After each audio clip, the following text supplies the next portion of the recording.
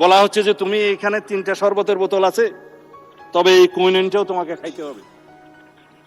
মা ছেলেকে ট্যাবলেট খাওয়াতে পারছে না বেশি তিতা, তো কলা খাই ছেলে, কলার ভিতরে কুইনিনটা ঢুকাই দিল ছেলে, এবং খাওয়ার সময় দেখলো এটা তিতা তিতা লাগে, তার মানে এটা দূর করে বাইর করে ফেলাই। এই কোন আইনকে আপনি জাতিকে এইভাবে বাধ্য করে খাওয়াইতে পারেন? 3টা প্রশ্নের সাথে জুলাই জাতীয় সনদের মিল আছে। আমরা গণভোট চেয়েছিলাম এই জুলাই জাতীয় সনদের ভিত্তিতে, সবাই সম্মত হয়েছিল।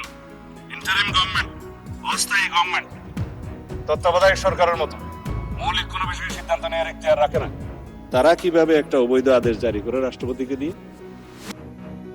আমি মহামান্য রাষ্ট্রপতির সাথে তখন কথা বলেছিলাম যে মহামান্য রাষ্ট্রপতি, আপনি কি আদেশ জারি করতে পারেন? বলে আমি তো পারি না, কিন্তু আমাকে পারাচ্ছে। তা এখন রাজহংসকে জোরপূর্বক স্বর্ণের ডিম পারতে বাধ্য করার মতো ঘটনা। যাই হোক, এখন সেটা অবৈধ ডিম্ব হয়েছে। এখন সংসদ সদস্য হিসেবে শপথ গ্রহণের পর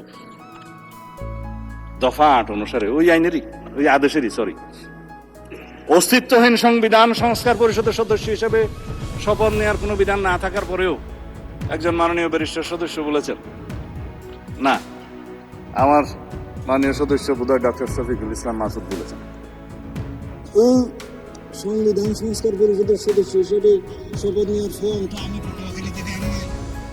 এখানে কে সাপ্লাই করলো? আমি একমত। প্রধান নির্বাচন কমিশনারের অফিস থেকে এই ফর্ম এখানে জাতীয় সংসদে দেওয়ার এখতিয়ার প্রধান নির্বাচন কমিশনের নাই।